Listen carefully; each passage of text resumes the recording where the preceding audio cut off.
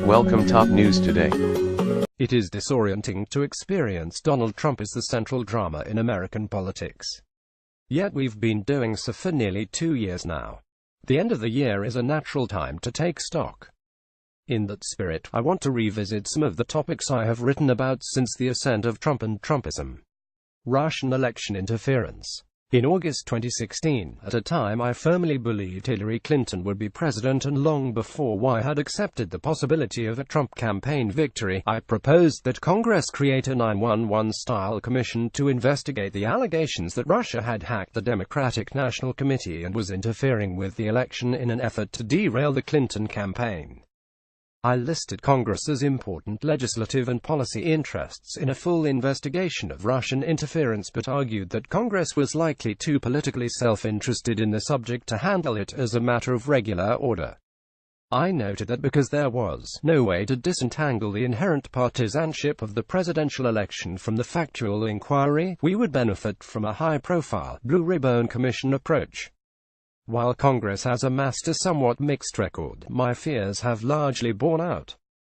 The Senate Intelligence Committee's Russia investigation has been an encouraging, yet fragile, example of bipartisan credibility. However, other Republican committee chairs have either abdicated the traditional jurisdictional interests like the House Committee on Oversight and Government Reform and Senate Homeland Security and Government Affairs are called for. Extracting investigations of Hillary Clinton, the FBI, or the special counsel such as, to varying degrees, the House Permanent Select Committee on Intelligence, Senate Judiciary Committee, and House Judiciary Committee. Congressional oversight. In January 2017, I gamed out strategic choices facing Congress as it developed its oversight agenda during the Trump administration.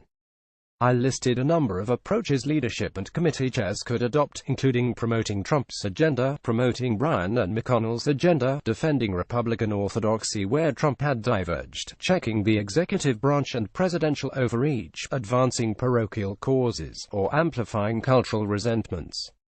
Congress has demonstrated all these threads to varying degrees. Yet beyond the Russia investigation, Congress has largely abdicated its role in checking the executive branch.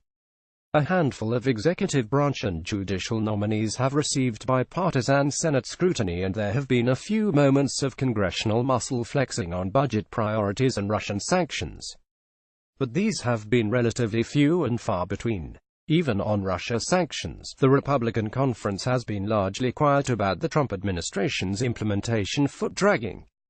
When the same political party controls both ends of Pennsylvania Avenue, there is less exacting oversight of the executive branch. But even by those standards, congressional oversight has been unduly tame given President Trump's failure to divest from his vast name-branded business interests. One does not need to win an argument about the original meaning of the emoluments clauses to recognize that the coexistence of President Trump and the Trump Organization, with business interests worldwide, creates myriad conflicts of interest and appearance problems. It damages the legitimacy of presidential decision-making. Just shy of a year into the Trump administration, Congress has been breathtakingly absent from its oversight role as to Trump administration ethics. Unripe privilege claims. Returning to the Russia investigation, numerous administration officials and investigation witnesses, including Mike Rogers, James Clapper, Dan Coats, Sally Yates, Donald Trump Jr., and Jeff Sessions, have refused to answer specific questions or provide certain documents to Congress, relying on unsubstantiated theories of privilege.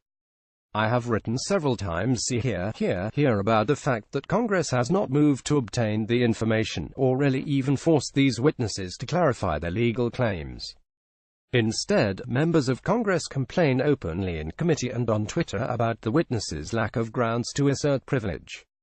We will know that Congress is serious about obtaining the withheld information, or at least obtaining an articulated legal claim of privilege, when it issues a subpoena calling for information withheld during a witness interview or hearing.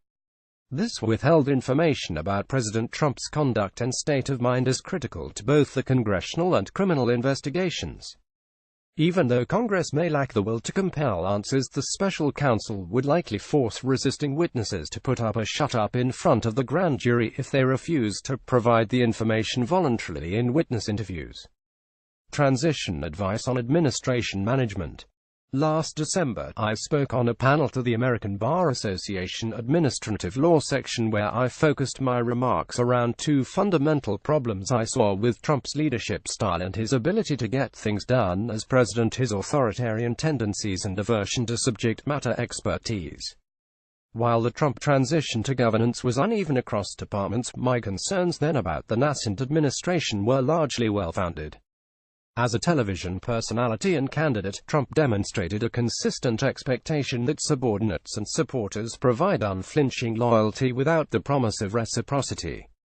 But the U.S. government, by constitutional and statutory design, is a stakeholder, rather than command and control, model. As president, Trump has attacked those executive branch institutions that he perceives as a threat, including the FBI, CIA, and Department of Justice. His allies have derided federal workers doing the nonpartisan jobs as the deep state, and proposed purges of those who are not sufficiently compliant to President Trump's political will. The president has shown little appreciation of the co-equal branches of government. He has attacked judges who rule against his policies and made personal attacks on members of Congress of both parties over relatively minor displays of independence of him or resistance to his agenda. Trump and his political appointees have also sidelined experts in fields across government, from scientists to economists to diplomats to intelligence professionals. It may be comforting to know the U.S. government has numerous check and balances built into it, but they are only as strong as the commitment to them held by those working in government. As Trump drains numerous agencies of career staff while leaving many positions either empty or filled by unqualified loyalists, all with the acquiescence of Congress, the structures designed to check presidential power become ever weaker. White House dishonesty. A New York Times analysis quantified this year's torrent of presidential dishonesty. Top line: Trump told nearly 6 times as many falsehoods in his first 10 months in office as Obama did in 2 full terms as president. Under Obama, dishonesty was an exception. Under Trump, it is becoming policy. After Sean Spicer's disastrous first 72 hours as White House press secretary, I wrote about the paramount importance of honesty from the White House podium. Truth is the White House mandate. The American people deserve it. During my years in the White House, the staff felt that we were not protecting the president if we did not arm him with the facts. Every White House will put the best gloss on the facts, that is, spin, but facts are the touchstone, and spin does not deny them. Sometimes the system fails, and someone who is speaking on behalf of the president, or the president himself, will say something that is inaccurate. Then, the first job of White House staff must be to correct the record and re-establish credibility as soon as possible. This weekend, the Trump White House failed these standards. Being inaccurate is very different than saying something you know to be demonstrably untrue. This behavior has consequences. The American people look to the White House for bankable information about war, terrorist attacks, pandemics, natural disasters, and the effects of government policy. How do we rely on this White House for truth in an emergency? What about foreign governments? Every country makes strategic, economic, military, and diplomacy decisions with an eye toward America. White House credibility matters. Without a credible White House, our allies cannot rely on our promises and our adversaries doubt our threats. Everything becomes more dangerous. It pains me that the White House continued a pattern of dishonesty throughout the year. The President, White House spokespeople, and Trump administration officials have lied about issues from the trivial and mundane to the momentous. It has also been disheartening to see criticism of pervasive official dishonesty dismissed with false equivalences such as, Obama told people they could keep the health insurance.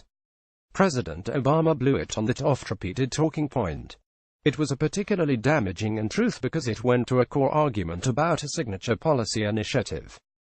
But the Obama White House also eventually acknowledged the error and Obama apologized for it. Trump apologists furthered the damage of the Obama gaffe by using it to insulate the Trump administration's far more numerous, systemic, wide-ranging deceptions. In the Trump era, the daily barrage of angry news cycles and Twitter insults and reactions is exhausting.